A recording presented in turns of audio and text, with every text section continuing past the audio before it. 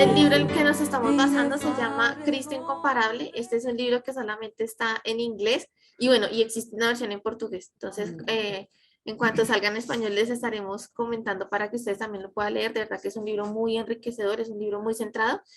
Y él lo escribió Oswald Sanders.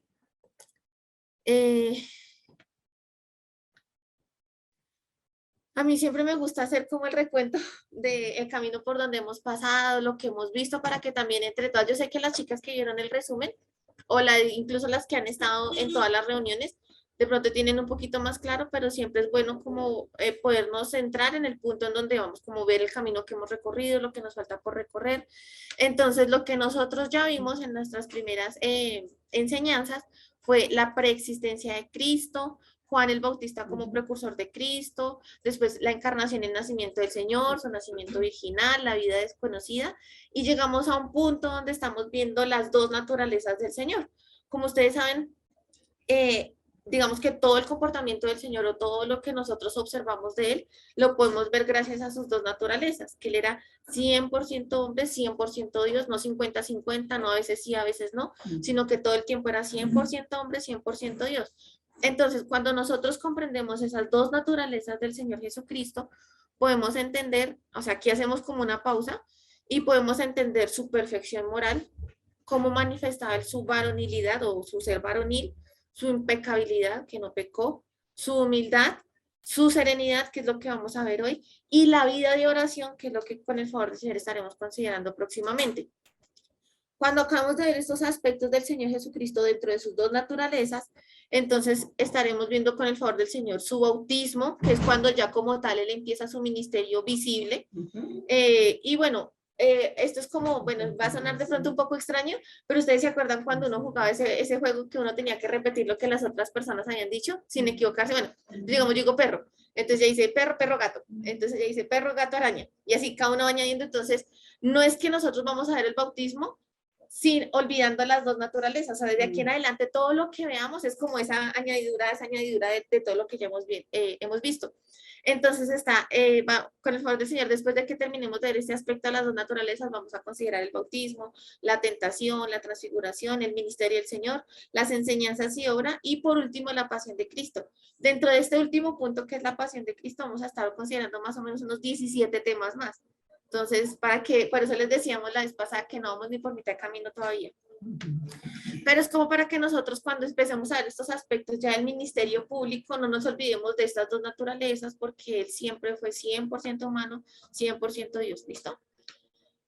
Entonces, el tema que nos corresponde para el día de hoy es la serenidad de Cristo. Vamos a ver entonces qué es la serenidad.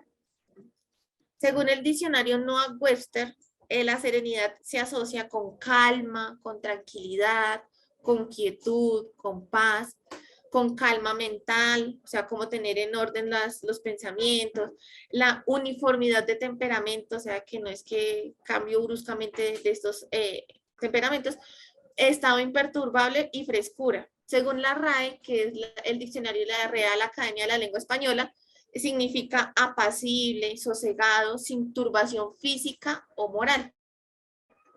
Básicamente eso es la serenidad, ¿listo? Entonces vamos a ver, usualmente nosotros, en qué circunstancias podemos estar en esta condición, en qué circunstancias podemos estar serenos. ¿Qué se les ocurre? Puede sí. Bueno, algo que quiero hacer aquí una aclaración es que serenidad no es sinónimo de ausencia de sentimientos. ¿Qué es serenidad? Es calma, no es ausencia de sentimientos, ¿sí? No es calma, tranquilidad, quietud, paz, listo, todo esto. Ahora, algunas situaciones en las que nosotros usualmente estamos con ¿cómo se dice? Con este estado de serenidad, usualmente, que es lo más común, es cuando estamos, digamos, en nuestros tiempos de alabanza, ¿sí? Ahí van acompañando las imágenes, porque de pronto ahí hay algo complementario. También cuando estamos en nuestros tiempos de oración, cuando estamos alabando, cuando estamos orando, de pronto podemos disfrutar más de este estado de serenidad. O cuando estamos meditando en la palabra, las chicas que están haciendo el devocional, ustedes se dan cuenta que son momentos en los que prácticamente está uno ahí con el Señor, entonces puede uno disfrutar como todo este estado, o digamos en otros aspectos más no tan espirituales, por decirlo así, también cuando nos estamos descansando en estos tiempos en que de pronto, como decía mi mami, como que esta ausencia de problemas, como que estamos en estos tiempos de descanso, sí. O cuando estamos en espacios de contemplación, cuando nosotros podemos observar lo que el Señor ha hecho, cuando nos sentamos a mirar de pronto los pajaritos, ay, que este día tan soleado, tan bonito, que mire esa lluvia como cae. Todas estas cosas de pronto, para que nosotros podamos asimilarlo, son estos momentos en los que nosotros podemos disfrutar o poder entender más lo que es la serenidad. Pero, ¿qué pasa? ¿Qué pasa? Piensen ahí. ¿Qué pasa cuando de pronto estamos, o en esta situación de pronto la va a entender Betty un poquito más, cuando estamos en medio de una tempestad? Cuando de pronto estamos en medio en el mar o de pronto, bueno, en alguna circunstancia que no es tan favorable, de pronto qué puede pasar. O de pronto qué pasa cuando vamos a estar en medio de una multitud. Cuando de pronto, hoy es más, cuando ni siquiera es una multitud tan grande, cuando tenemos una visita, que de pronto llegó la visita inesperada y de pronto no tenemos que ofrecer o alguna cosa así, ¿sí?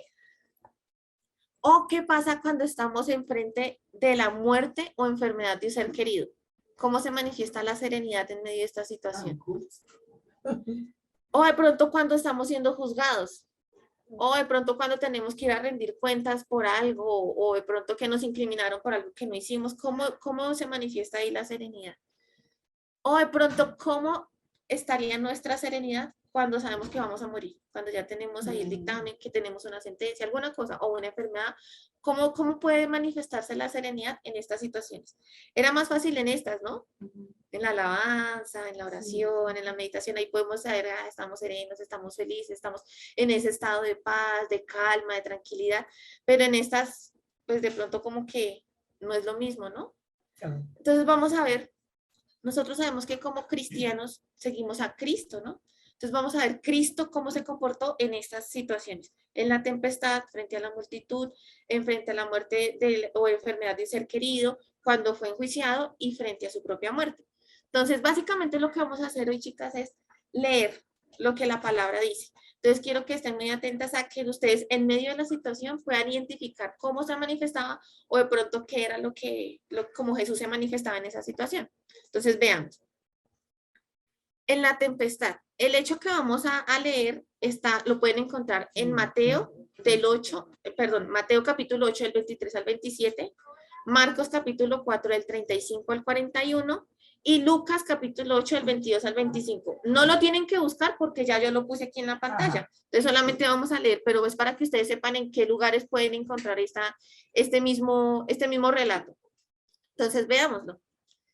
Dice, de pronto se desató una gran tormenta en el mar, de modo que las olas cubrían la barca. Imagínense toda esa escena, no es que medio se movía la barquita, las olas cubrían la barca.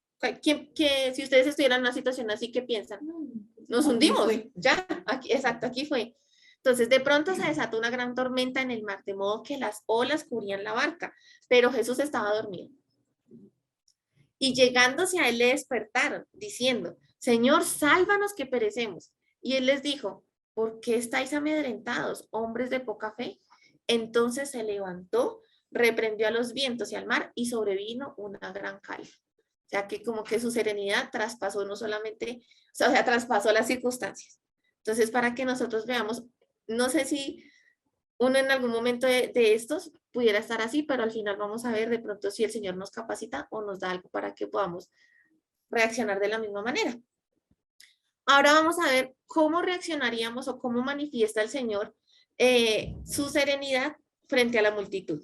Entonces, este hecho lo podemos encontrar en Mateo 14, del 13 al 21, en Marcos 6, del 30 al 44, en Lucas 9, del 10 al 17, y en Juan 6, del 1 al 14. De todas maneras, chicas, para las que están tomando apuntes, después si quieren yo les paso la presentación, igual ustedes la van a ver ahí en el canal, para que puedan tomar calmita, pero igual aquí ustedes los pueden ver, ahí pueden ir tomando el apunte.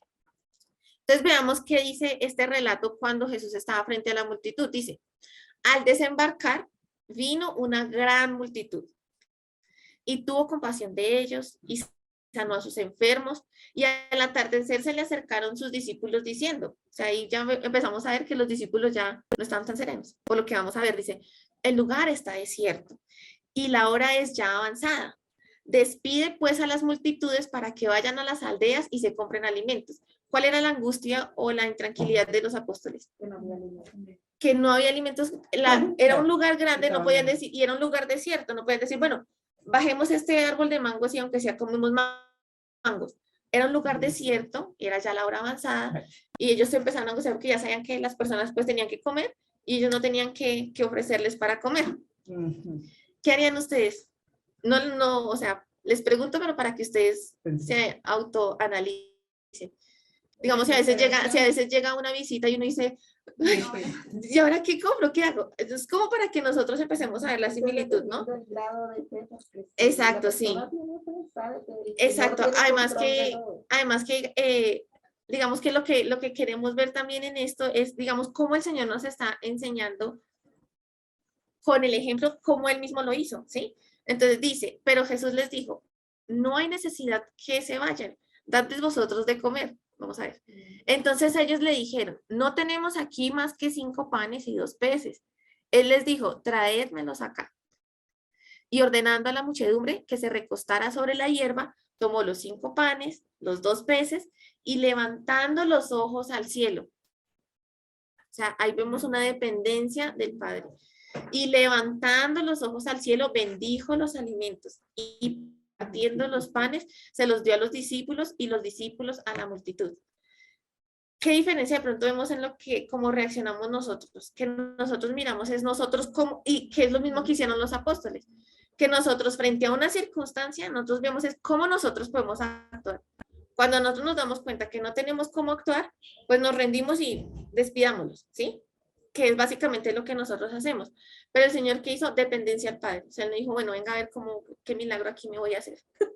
Él sabía que, pues, sí, por la comunión que Él tenía con el Padre, Él muy posiblemente ya sabía cómo iba a actuar, todo lo que el Señor iba a hacer, pero Él lo que hizo fue enseñarnos que frente a cualquier dificultad, a una multitud, a algo que nosotros no podemos hacer, lo que tenemos que hacer es depender del Padre. ¿Y Él lo vemos angustiado?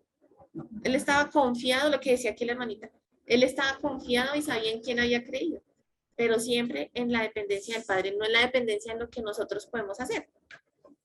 Ahora, ¿qué pasaría cuando en nuestra vida estamos frente a la muerte o la enfermedad de un ser querido? Alguien que es muy cercano a nosotros, algún familiar, alguna persona que nosotros queremos mucho. Veamos entonces, este relato lo encuentran en Juan capítulo 11. No vamos a leer todo el capítulo, solamente voy a tomar los puntos específicos para ver cómo reaccionó Jesús. Entonces, le dijeron al Señor, Señor, mira que el que tú amas está enfermo. Cuando Jesús lo oyó, dijo, esta enfermedad no es para muerte, sino para la gloria de Dios, para que el Hijo de Dios sea glorificado por medio de ella. Y Jesús amaba a Marta, a su hermana y a Lázaro. Cuando oyó pues que Lázaro estaba enfermo, entonces se quedó 2 días más en el lugar donde estaba. Aquí, bueno, a mí a veces me gusta pensar así. Aquí nosotros vemos que el Señor está diciendo, esta enfermedad no es para muerte, pero ¿qué pasó con Lázaro? Murió. Exacto, entonces ahí uno empieza a decir, no es para muerte, pero finalmente sí se murió. Entonces vamos a mirar el Señor, digamos nosotros a veces miramos esos episodios en los que, digamos, cuando el Señor le preguntan que cuándo iba a ser su segunda venida, que qué cosas iban a pasar, ahí en Mateo 24, y él lo que dice es que esa hora de la venida nadie la sabe, sino que solamente le corresponde al Padre. Ahí nosotros vemos cómo Jesús, siendo Dios, él, como lo leíamos la vez pasada en Filipenses, donde dice que él se despojó a sí mismo. O sea, él podía haber utilizado su divinidad para conocer las horas, pero como se había sometido a la naturaleza para pagar el precio completo, había ciertas cosas que no sabía. Entonces, aquí el Señor ya sabía algo, porque él lo sabía, por la comunión que él tenía con el Padre, ¿sí? Entonces, nosotros vemos que ahí el Señor siempre conocía ciertas cosas. Hagan de cuenta como cuando Dios hablaba con Moisés y le decía, tranquilos, vayan y peleen porque los ha entregado en sus manos. Entonces Moisés, ¿qué hacía? El Señor los ha entregado en nuestras manos porque ya había hablado con el Señor, ya había tenido una comunión con el Señor. Y nosotros sabemos por la misma palabra que no todo lo que hizo el Señor quedó escrito, pero entonces nosotros lo podemos inferir por lo que nosotros estamos leyendo. Entonces aquí dice él, esta enfermedad no es para muerte, sino para la gloria de Dios. O sea, ella sabía que el Señor iba a operar algo. Para que el Hijo de Dios sea glorificado por medio de ella. O sea, de esta situación que iba a pasar con la muerte de Lázaro. Y de todas maneras, él sabía que estaba enfermo, digamos, las reacciones, no, vamos rápido, antes de que se muera, porque esta enfermedad no es para muerte, ¿sí? Pero dice que se quedó todavía 2 días más donde estaba. Después, cuando pasó todo esto, Lázaro murió, cuando Jesús vuelve, entonces se encuentra primero con Marta. ¿Y qué le dice Marta al Señor? Dice, y Marta le dijo a Jesús, Señor, si hubieras estado aquí, mi hermano no habría muerto. Aún ahora sé que todo lo que pidas a Dios, Dios te lo concederá. Jesús le dijo, tu hermano resucitará. Él ya estaba, o sea, él estaba como, yo me imagino a Marta con su dolor, con su angustia, el Señor, tranquila, que él va a resucitar. Y ella con su dolor, Señor, si hubieras estado aquí antes. Y él, pero tu hermano va a resucitar. ¿Qué le responde Marta? Ah, no, bueno, ahí nosotros sabemos que Marta le responde que sí, que él sabía que iba a resucitar, pero pues ya después, exacto. Después entonces se encontró con María. Primero se encontró con Marta, después se encontró con María. Dice, cuando María llegó a donde estaba Jesús, al verle, se arrojó entonces a sus pies diciéndole, Señor, si hubieras estado aquí, mi hermano no habría muerto. Aquí vemos ahí algo, quiero que vean esta situación de cómo Jesús reaccionó. Y cuando Jesús la vio llorando, y a los judíos que vinieron con ella llorando también, se conmovió profundamente en el espíritu y se entristeció. Y dijo, ¿dónde lo pusisteis? Le dijeron, Señor, ven y ve. Y Jesús lloró. ¿Recuerdan el guito que yo les dije al inicio de la reunión? Que la serenidad no es ausencia de emociones y de sentimientos.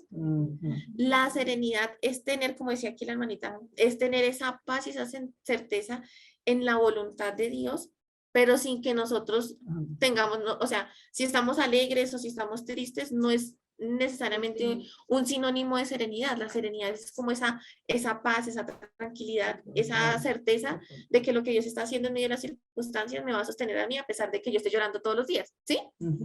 Entonces, para que nosotros no vamos a entrar a indagar, a mirar, estamos viendo como tal la serenidad, pero digamos que el tema de hoy no nos compete mirar el por qué lloró, ¿sí? Eso de pronto lo miramos en otras circunstancias, pero sabemos que es un llanto de que él se conmovió por el mismo sufrimiento que sabía que el pecado traía sobre el ser humano, porque la paga del pecado es la muerte. Entonces él estaba conmovido por esa situación, pero aún así podemos ver la serenidad de él en medio de las circunstancias, esa paz y esa tranquilidad que él tenía, a pesar de que sus emociones no estaban siendo anuladas. Entonces Jesús dijo, quitad la piedra. Marta, hermana del que había muerto, le dijo, Señor, ya hiede, porque hace 4 días que murió. Jesús le dijo, ¿no te dije que si crees verás la gloria de Dios? Entonces quitaron la piedra. Aquí miren lo que el Señor hace. Él siempre nos muestra la dependencia al Padre. Dice, Jesús alzó los ojos a lo alto y dijo, Padre, doy gracias porque me has oído. Yo sabía que siempre me oyes, pero lo dije por causa de la multitud que me rodea, para que crean que tú me has enviado. Habiendo dicho esto, gritó con fuerte voz, ¿sí? O sea, serenidad no es, estoy así, estoy sereno. Ahí lo vemos a él que lloró, vemos a un Jesús que gritó a fuerte voz, pero aún así mantiene la serenidad. Es para que nosotros vayamos comprendiendo qué es la serenidad. La serenidad no es ausencia de emociones, ni es estar yo así, estoy sereno. No, no es ausencia de emociones, no es quietud de todas estas cosas, sino es que nosotros podamos tener esta calma, esta tranquilidad, esta paz en medio de las circunstancias, ¿sí? Sí. No es una quietud, sino serenidad no es sinónimo de quietud, ¿listo? Entonces, que yo digo que como él ahí muestra las dos emociones, la humana y la parte de Dios. Al mismo tiempo, exacto. Exacto. Mostrando las dos emociones. No las dos emociones, sino las dos naturalezas. Las dos naturalezas, sí. Perdón. Sí. Lo que por eso, digamos que dentro de las dos naturalezas estamos viendo el cómo se comportaba en contextos humanos. Sin dejar de ser 100% hombre y sin dejar de ser 100% Dios. Digamos que eso es lo que lo capacitaba él para comportarse de esta manera. Entonces dice, habiendo dicho esto, gritó con fuerte voz, Lázaro, ven fuera.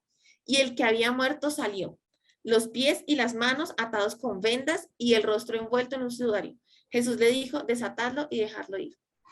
Entonces ahí nosotros vemos toda esta dependencia del Padre, que básicamente era como la clave para toda la serenidad y la paz y la tranquilidad, la calma que él tenía en medio de las circunstancias, a pesar de que él, lo que les decía, no anulara sus sentimientos, ¿no? Ahora vamos a ver algo que ya lo atacaba, bueno, por decirlo así, ¿no? lo atacaba directamente a él. Cuando él lo incriminaron y lo empezaron a juzgar por algo que era totalmente mentira, por todo este complot que hicieron los fariseos, entonces vamos a ver cómo se enfrentó él al juicio. Este hecho lo podemos encontrar en Mateo 27, del 11 al 14, en Marcos 15, del 2 al 5, en Lucas 23, del 3 al 5, y en Juan 18, del 33 al 38. Y vamos a leerlo. Veamos. Jesús ante Pilato dice, Jesús compareció delante del gobernador y éste le interrogó diciendo, ¿eres tú el rey de los judíos? Y Jesús le dijo, tú lo dices. Y al ser acusado por los principales sacerdotes y los ancianos, nada respondió. Entonces Pilato le dijo, ¿no oyes cuántas cosas testifican contra ti? Y Jesús no le respondió ni a una sola pregunta, por lo que el gobernador estaba muy asombrado. ¿Ustedes recuerdan cuando estábamos viendo las características de los cristianos, de un creyente humilde, de un creyente orgulloso? Una de las características de un creyente orgulloso, ¿cuál era? Defenderse. Y mostrar los argumentos para él demostrar que estaba bien, el mostrar que todos estaban equivocando y que yo en realidad soy inocente. Aquí vemos que él no se defendió, no porque porque él estuviera aceptando esa culpabilidad, porque en realidad él no era culpable, sino porque él sabía que ese era el precio que tenía que pagar, y entonces por eso él, digamos que una de las características del Señor es esa precisamente, y se humilló a sí mismo. Entonces aquí vemos cómo él en medio de él dice, pues es que si yo les dijera esto y si, digamos, él les hubiera hecho caso a los que decían, así tanto eres Dios, entonces bájate de la cruz y yo no sé qué y todo lo que le decían, él divinamente había podido haber hecho todas esas cosas para demostrar que él en realidad era inocente, pero lo vemos que aún en medio de todas estas cosas, de todo el dolor que él tenía enfrente, mantuvo su calma tanto que el mismo gobernador quedó, o sea, el gobernador sin que él ejerciera una defensa así estrenduosa, mejor dicho, que él hiciera todo para que él se diera cuenta, él sabía que era justo. Y él se quedó asombrado de que siendo justo, porque él se había dado cuenta que era justo, tuviera como como esta situación, esta posición de serenidad, de tranquilidad, aun cuando sabía lo que se le venía enfrente, porque él sabía el precio que tenía que pagar.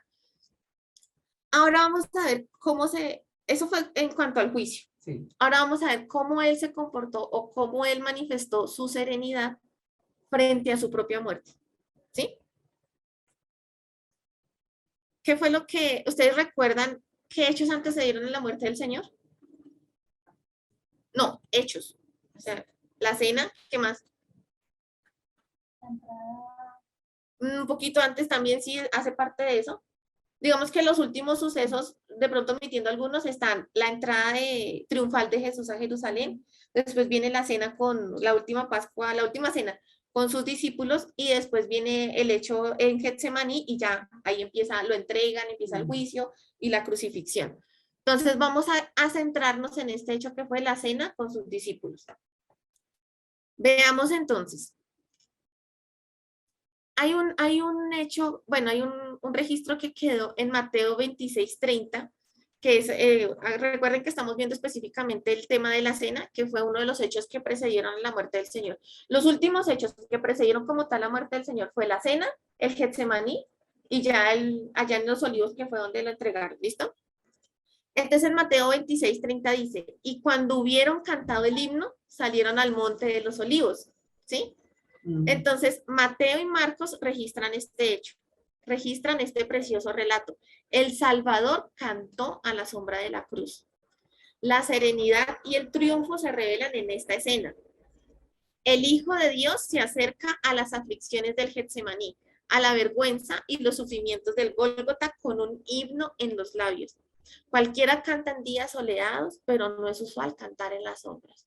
Si él ya sabía, todo se está ya era evidente que ya él iba a padecer y que ya le iban a entregar. Él le dijo a sus discípulos, el que está conmigo aquí mojando el pan, ese es el que me va a entregar, y ya sabía. ¿Y qué hizo? Él de todas maneras cantó un himno. Ustedes de pronto saben qué himno cantó, váyanlo pensando. Tenemos una expresión en Apocalipsis 14:2 acerca de la voz del Cordero. Cuando Juan dice, y oí una voz del cielo como estruendo de muchas aguas y como sonido de un gran trueno. Y oí la voz, y la voz que oí era como de arpistas que tocaban sus arpas. Entonces, si esto de alguna manera es una descripción literal de la voz del Señor, ¿ustedes imaginan al Señor cantando ese himno antes de morir? Dice que la voz era como estruendo de muchas aguas y como de arpistas tocando sus arpas. Imagínense esa voz, ese momento, él sabiendo que iba a morir y estando ahí con sus discípulos cantando un himno. Entonces, imagínense la intensidad, la suavidad, la pureza de las notas, la expresión de la plenitud de los afectos y las sublimes emociones humanas deben haber llenado los oídos de los que allí estaban y haber tocado las cuerdas de los corazones con un maravilloso significado. Estaban allí los discípulos, estaba el Señor haciendo todo esto, estaban ellos ahí cantando, estaban haciendo una conmemoración de la Pascua. Los discípulos quizás no entendían muchas cosas, pero él sabía perfectamente lo que estaba por venir. Y aún así, ¿qué decía? ¿Ustedes se acuerdan lo que decía él? Dice, ¿cuánto he anhelado tomar con ustedes esta Pascua? Entonces era un momento en que el Señor sabía que estaba a la sombra de la cruz, a la sombra de lo que venía, y aún así tenía un canto en sus labios con esa voz, con esa entonación perfecta, con eso que le transmite a uno todas esas emociones de todo lo que él estaba cantando. Entonces contextualicemos, Jesús había estado esperando ansiosamente tomar esta última cena con sus discípulos. Él les dijo, ¿cuánto he deseado comer con vosotros esta Pascua antes que padezca? Aquí no estamos viendo que él se estaba haciendo el loco a lo que venía. Él estaba plenamente consciente que ya iba a padecer. Entonces, ellos estaban allí reunidos en torno a esa mesa festiva, recordando la primera Pascua cuando Israel juzgó a Egipto y liberó a Israel. Cuando yo les pedí el favor de que le echaran una leidita a los salmos, precisamente esos salmos eran los que ellos cantaban. Si ustedes se dan cuenta, ahí en los salmos anteriores al 118, que era el último, ahí nosotros vemos cómo ellos recordaron todo lo que el Señor hizo a favor de Israel, cómo ellos siempre recordaban mucho de cómo el Señor había abierto el mar, cómo había parado el Jordán, cómo había entregado la tierra prometida en sus manos. Ellos venían recordando todo esto estaba ahí y lo estaban cantando. Entonces ellos estaban ahí, estaban celebrando la última cena, estaban cantando estos himnos que recordaban todo lo que el Señor había hecho a favor de Israel, y Jesús, con la plena comprensión de que el sacrificio de ese Cordero Pascual de la Pascua en breve tendría cumplimiento en su propia muerte, ¿él qué hace? Entonces, por eso anhelaba tomar esta cena con sus discípulos, porque lo que estaba haciendo era cambiando esta Pascua, o sea, les estaba diciendo, toda esta Pascua, todo esto que estábamos cantando, todo esto tiene cumplimiento el día de hoy, cuando él establece la cena como un memorial eterno de su amor, siempre para que nosotros estemos recordando lo que el Señor hizo a favor nuestro. Entonces, parte del ritual de estas fiestas en Israel consistía en cantar un himno. Imaginen esta última cena, un maravilloso coro masculino y a un Jesús como el músico principal. Y aunque parezca increíble, sabemos cuál fue el himno que cantaron. Los salmos del 113 al 118, nosotros leímos solamente el 117 y el 118, pero la ojeadita que le echamos desde el 113, todos esos salmos originalmente hacían parte de un solo cántico. O sea, no estaba dividido ni por capítulos, ni por salmos, todos ellos eran un único cántico. Y ellos lo conocían como Halel. ¿Qué significa aquí? De pronto se lo alcanzan a ver. Se escribe Halel y significa alabanza. Halel fue el que posteriormente le dio, ustedes leyeron ahí en los salmos donde decía que alabad allá, ¿sí? Ya es como un diminutivo del nombre de Yahvé, de Jehová, ¿sí? Entonces, cuando ellos cantaban el Halel, era alabanza. Y esa palabra Halel posteriormente le dio origen a la palabra que nosotros como conocemos, aleluya. O sea, alabanza allá, alabanza a Yahvé. Eso es lo que significa aleluya. Entonces, aquello que los judíos cantaron por cientos de años sin entender, porque ellos cantaban el Halel por tradición, Jesús lo estaba cantando con pleno entendimiento. Él entendía perfectamente todo lo que estaba cantando y lo que los discípulos posteriormente y nosotros también posteriormente íbamos a entender en esta conmemoración, en esta cena, en este momento en que el Señor estaba cumpliendo la Pascua y estableciendo un nuevo memorial de su amor, que era la cena, mejor dicho. Ya que Jesús era el dirigente de la fiesta, era su deber iniciar el himno. Si leemos estos salmos intentando vislumbrar sus emociones en la medida que los cantaba por última vez, no sería difícil imaginar la entonación perfecta, llena de pasión y sentimiento con el que cantaba algunas de estas palabras, sabiendo que esas palabras iban a cobrar significado ya mismo, que ya todo eso que se había anunciado y todo eso que los judíos habían hecho, en este momento ya se iba a cumplir, iba a tener, y que él mismo, o sea, que se iban a cumplir en él mismo. Imagínense él cantando con esa certeza, no como nosotros a veces cantamos, que a veces ustedes de pronto son testigos o de pronto han sido conscientes. Nosotros estamos cantando unas letras que dices, oh Señor, tú eres grande, levanto mis manos a ti, estamos así. Cantamos sin Exacto. entendimiento. Cantamos sin entendimiento, o cantamos por costumbre, o cantamos porque allá él les dijo que íbamos a cantar el 85, pero digamos, si nosotros estamos cantando unas verdades tan grandes que en realidad nosotros entendemos que son, pues lo mínimo es que hay una expresión física. Yo no me imagino al Señor cantando, sí, aleluya, Señor, seré la piedra angular. No, me lo imagino no haciendo un show y todo un espectáculo ahí para entretener a sus discípulos, pero sí cantando con plena convicción, con toda la pasión y todos sus sentimientos, de porque él sabía que eso iba a tener cumplimiento ya mismo. Por eso él anhelaba celebrar ese momento.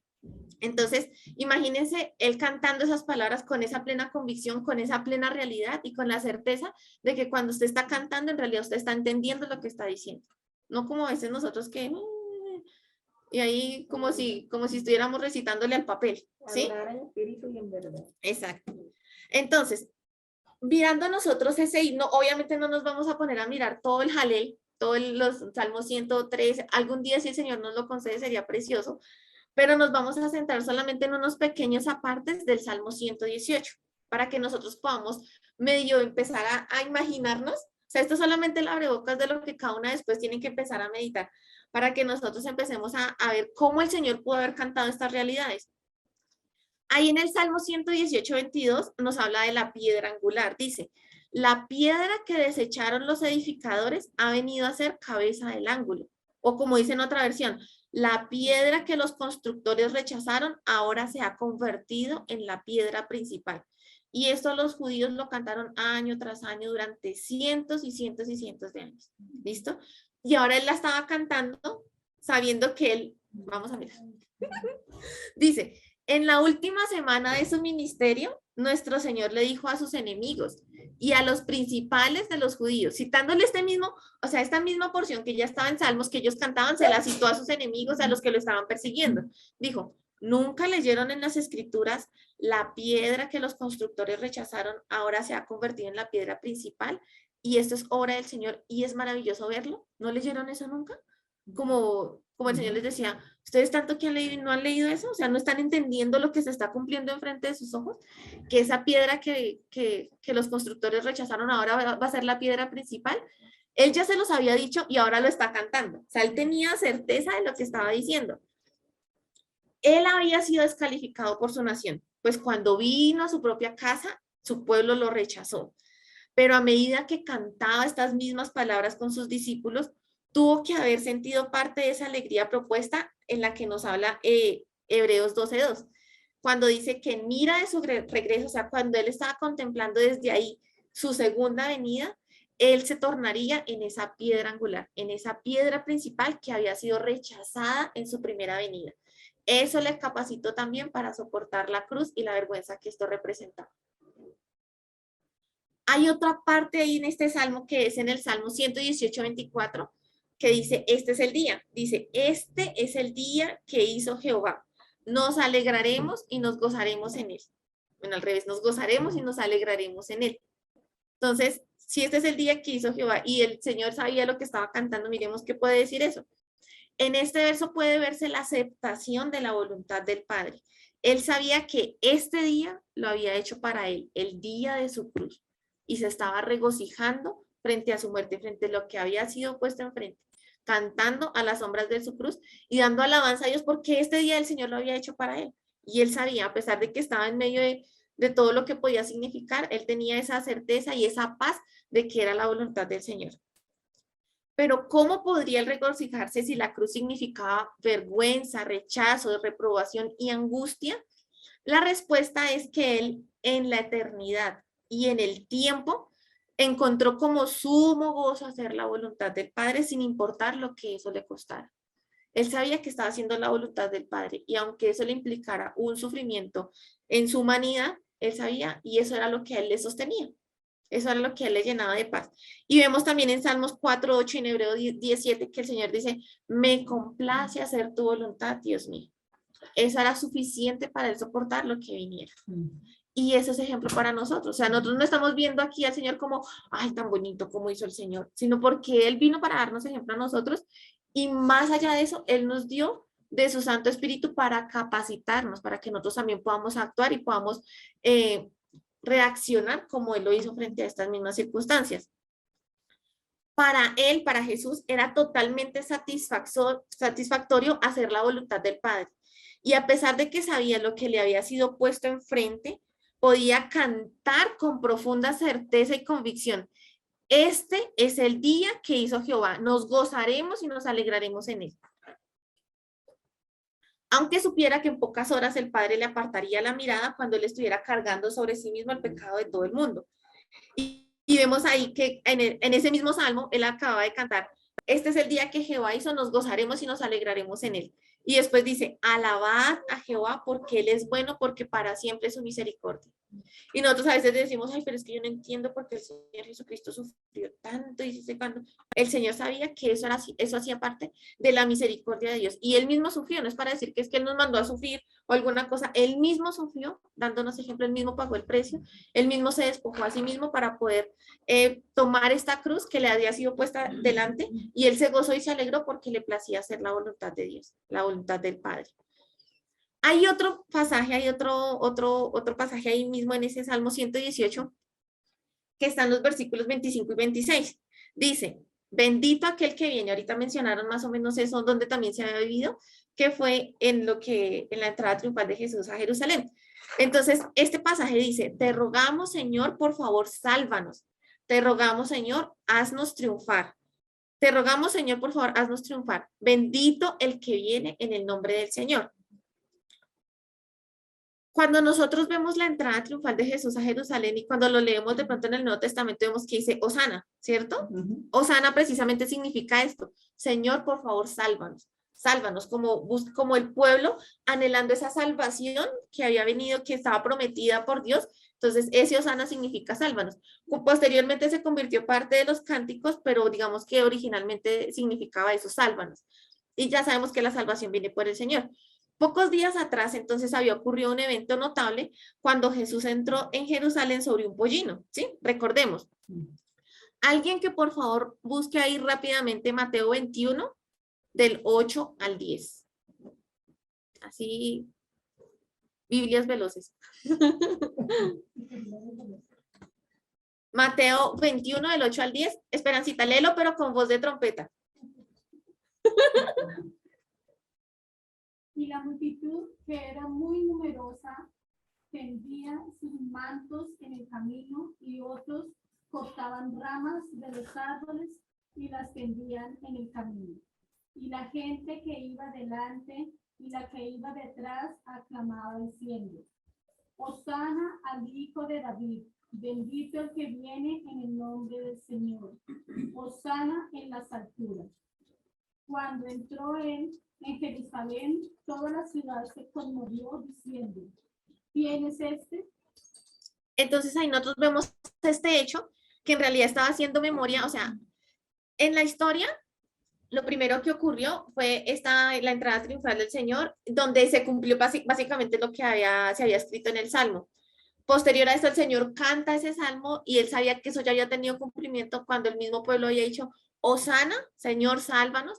Uno creería, el pueblo entendió la profecía. El pueblo vino aquí, entendió, cantó, identificó al Hijo de Dios y le están dando el debido mérito, el debido culto que él se merece. Pero ¿qué pasó? Jesús no solo fue a la cruz con un cántico en los labios, sino que en las últimas palabras de este fueron, alabad a Jehová porque Él es bueno, porque para siempre es su misericordia. ¿Qué pasó? ¿Ustedes qué creen que haya pasado aquí? Ay, se me perdió una diapositiva. Bueno, resulta que acá el Señor en ese momento, cuando estaba cantando esa parte, esos salmos del Jalel, estos versículos del Jalel, él sabía que esa misma multitud que le había alabado, esa misma multitud que había tendido le había hecho toda esa triunfal, que había tendido los mantos, que habían tendido las hojas de los árboles, esa misma multitud, ahí, adelantico, días después estaba gritando, crucifícala. crucifíquenlo. Pero a pesar de eso, el Señor, ¿qué hizo? Él fue a la cruz con un cántico en los labios. Él cantó ese jalel, él cantó esas palabras con plena convicción justo antes de ir a la cruz. Y básicamente los últimos versículos de este cántico es: alabad a Jehová porque Él es bueno, porque para siempre es su misericordia. Entonces, ya habiendo visto toda esta manera en que el Señor Jesucristo se reaccionó, cómo se comportó frente a estas situaciones, recordemos qué es lo que significa serenidad. Calma, tranquilidad, quietud, paz, calma mental. No significa ausencia de emociones, no significa quietud, ni que yo me voy a quedar así anulado a una esquina y eso es serenidad, no. La serenidad es esa paz, esa calma, esa tranquilidad que nosotros podemos tener dependiendo del Padre en medio de estas circunstancias, cuando nosotros dependemos de Él y tenemos nuestra fe puesta en Él. ¿Y ustedes creen que nosotros lo podemos hacer? No. O sea, en este instante, yo creo que muchas de nosotras hemos pasado por lo menos por una situación de las que planteamos ahí. ¿Cómo hemos reaccionado frente a estas situaciones? ¿Cómo hemos reaccionado sinceramente? Con angustia, con desespero, Sin buscamos esperanza. nosotros mismos qué hacer, cómo solucionar, cómo vamos a... Y de últimas, Señor, definitivamente no voy a hacer nada. Y nosotros que veíamos en el ejemplo del Señor, lo primero que hacía era: Padre, te doy gracias. Padre, Sí. aquí está esta situación, Padre. Entonces nosotros podemos aprender de eso. Y hay un pasaje que, estudiando este tema, hay un pasaje que yo dije: Señor, gracias, porque Él sabía, Él conoce nuestra condición. Y Él conoce cómo nosotros desconfiamos y cómo nos falta fe y cómo nuestra tendencia es a no depender de Él, sino hacer nosotros por nuestra cuenta, como nosotros parecemos y en nuestras mejores intenciones. Y Él nos dejó un pasaje: la paz les dejo, mi paz les doy. Esa serenidad que el Señor tuvo, esa confianza que Él tuvo, nos la dejó. Dice: la paz les dejo, mi paz les doy. Y no la doy como el mundo la da. O sea, que nuestra paz no descansa en las circunstancias, ni en que todo esté bien, ni en que tengamos todo, porque ya vemos que podemos estar en medio de situaciones supremamente difíciles que de pronto van a hacer que nuestras emociones y nuestros sentimientos se muevan, pero que a pesar de eso, esa paz sea la que nos sostenga. Y no dejen que su corazón se turbe ni tenga miedo, porque cuando hay turbación y hay miedo, eso se asocia ¿a qué? A falta de fe, exacto, a desconfianza, a falta de poner nuestra mirada y nuestra dependencia en el Señor. Yo quisiera mostrarles algunos ejemplos de personas que sí lo lograron, de personas que en medio, o sea, yo sé que de pronto nosotros no lo hemos logrado, pero el Señor nos está diciendo: yo les dejo mi paz les doy, no dejen que su corazón se turbe. Miren mi ejemplo, miren cómo yo me comporté, miren en dónde está la clave, dónde está el secreto, en depender del Padre, en tener nuestra confianza puesta en el Padre, aún en medio de todas las circunstancias. Independientemente que el mundo se esté cayendo, que nosotros podamos tener la certeza de que es la voluntad del Padre y eso nos pueda sostener. Entonces vamos a ver un ejemplo del Antiguo Testamento que uno diría: uy, pero en el Antiguo Testamento había un ejemplo. Y vamos a ver otros ejemplos en el Nuevo Testamento de cómo estas personas pusieron su confianza en el Padre y su fe en el Padre lo sostuvo para que en medio de las circunstancias más terribles pudieran hacer lo mismo que el Señor Jesucristo dijo: Padre, es tu voluntad, me complace hacer tu voluntad, me complazco, me alegro en este día porque tú lo hiciste, Señor. Que nosotros podamos reaccionar igual que el Señor Jesucristo. Vamos a ver el primero. ¿Qué escena es esa? La verdad. No. No. Los amigos de Daniel. Los amigos de Daniel, Sadrach. ¿Cómo es? Muy bien. Ellos, muy bien, José. Sadrach, Mesach y Abednego eran los amigos de Daniel que estaban siendo perseguidos porque ellos tenían que alabar a otros dioses y ellos se mantuvieron firmes alabando al Señor. La sentencia de muerte para ellos es: los vamos a echar en ese horno de fuego ardiendo y tras del hecho vamos a calentar el horno 7 veces más. Y ellos dijeron: miren la respuesta de ellos. Yo sé, bueno, nosotros sabemos que el Señor puede librarnos de ese horno. Ellos sabían, tenían la certeza que el Señor no le iba a quedar difícil librarnos de ese horno. Pero si no, ay, Marce, porfa, sí, léalo. Pero con voz de trompeta. Daniel 3, versículos 17 y 18. He aquí nuestro Dios a quien servimos puede librarnos del horno de fuego ardiendo, y de tu mano, oh rey, nos librará. Y si no, sepas, oh rey, que no serviremos a tus dioses, ni tampoco adoraremos la estatua que has levantado. Ustedes ven de pronto un contraste en esa frase y lo que el supuesto cristianismo hace hoy en día, el cristianismo visible. Confieso, decreto y declaro que el Señor me va a librar. ¿Ellos qué están diciendo? Nosotros sabemos y tenemos la certeza de que Él nos puede librar y nuestra confianza está en que el Señor es todopoderoso y lo puede hacer. Pero ¿cuál es la clave de ese versículo? Y si no, no porque Él no pueda, sino porque si la voluntad de Dios era que ellos murieran en ese horno, vamos a aceptar tu voluntad, Señor, y te adoraremos hasta el final, aún en medio de las llamas. Ellos tenían la certeza y sabían que Dios los podía librar. O sea, nosotros también tenemos la certeza de que nuestro Dios es el mismo ayer, hoy y siempre, que Él es todopoderoso y Él lo puede hacer.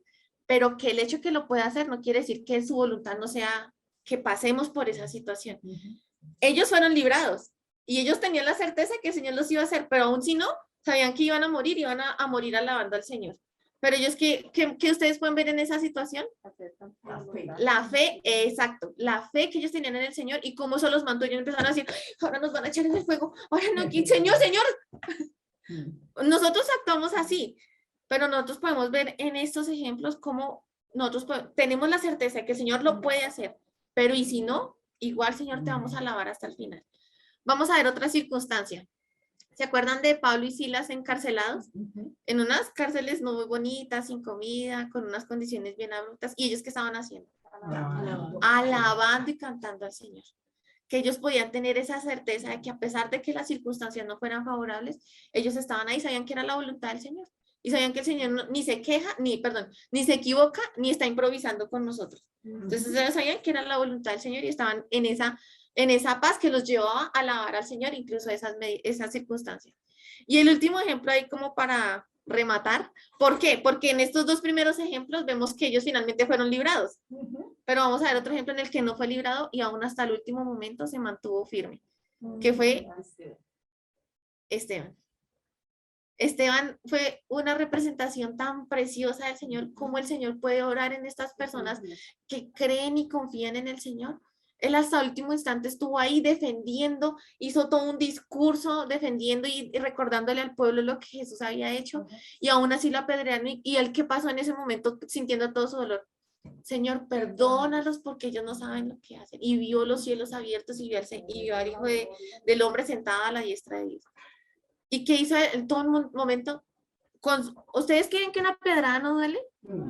Y él aún en medio de todas esas circunstancias, de todo su dolor, de todo lo que él estaba sintiendo, tuvo esa serenidad y esa paz que solo el Señor da, que el mundo no la da, sino que solo la da el Señor, y que nuestra fe esté puesta en Él y que nosotros podamos descansar en Él y depender de Él. Entonces, hermanitas, eso es la serenidad. Entonces, hay una conclusión, antes de llegar al final. ¿Cuál es la base de nuestra serenidad? Ya ustedes lo dijeron. Nuestra fe en el Señor, nuestra mirada en Él, nuestra dependencia de Él. Hay una canción que yo les voy a recitar en forma de poema, pero quiero que por favor, de verdad, sin cerrar los ojos porque se duermen, que por favor ustedes logren entender. Es una circunstancia que Pedro vivió con el Señor Jesús, pero quiero que se imaginen toda la escena y quiero que puedan entender toda esta situación que en realidad ocurrió, que nosotros la vemos en la palabra. Dice, ¿ustedes se acuerdan cuando ellos estaban en la tempestad y que ellos de repente vieron por allá que el Señor Jesús se acercaba y que después Pedro caminó sobre las aguas? Es esa situación, ¿listo? Entonces se las voy a empezar a leer, pero quiero que ustedes puedan imaginarse toda la escena. Incluso quiero que se imaginen como si cada uno de ustedes fuera Pedro, ¿sí? Sí. Entonces dice, en la hora de la tempestad, en medio de la madrugada, andando sobre las aguas, Él apareció. Creí que era un fantasma y pensé que era el fin de todo. Grité tan desesperado hasta que Él habló. Tengan ánimo, valentía y esperanza, que soy yo. De lejos vi su aflicción y corrí sobre las olas para poderlos socorrer. Con los ojos medio nublados y el corazón acelerado, en medio de esa incerteza, entonces yo hablé. Si tú eres quien yo pienso, mándame salir del barco. y andando sobre las aguas te quiero encontrar. Ven, dice la voz, y yo fui. Y caminé sobre las aguas, caminé, floté y levité. Y en ese momento sentí un poquito del cielo, vi su mirar y su poder me envolvió. Por un breve momento yo sentí y entendí lo que es vivir solamente por fe, pero el miedo me hizo naufragar. Entonces yo clamé y él me socorrió y con un gesto él calmó todo allí, pues de hecho es el Hijo de Dios. Entonces me incliné y adoré y contrito imploré, oh Jesús, dame fe para vivir. Entonces, la conclusión. En la hora de la tempestad, en medio de la madrugada, andando sobre las aguas, él apareció. Este Mario. Entonces, esa es la serenidad, esa es la invitación del día de hoy, que nosotros podamos, con esta fe, poder disfrutar todo el tiempo lo que Pedro disfrutó en ese instante, saber qué es vivir solamente por fe y que eso nos sostenga en medio de las olas, en medio de la tempestad. Y después les comparto la canción porque es muy linda. Entonces, eso es todo, hermanitas.